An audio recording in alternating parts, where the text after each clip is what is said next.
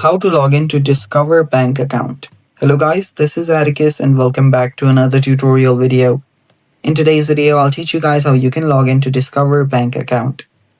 So before we begin, if you're new to our channel, head down below and hit the subscribe button so you don't miss out on our future videos.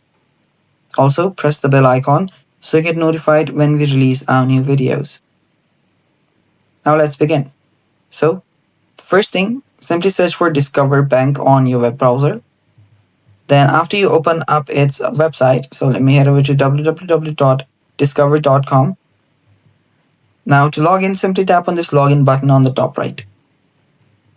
Then all you have to do is enter out your username. So enter out your username right here, then your password for it. After you type in the password, you can tap on log in and then log in into your account. If you've forgotten your user ID or password, you can tap on this button right here to reset it, or just simply log in and you can then use your Discover Bank account. And that's all for today's video. Thanks for watching. Stay tuned for more and bye-bye.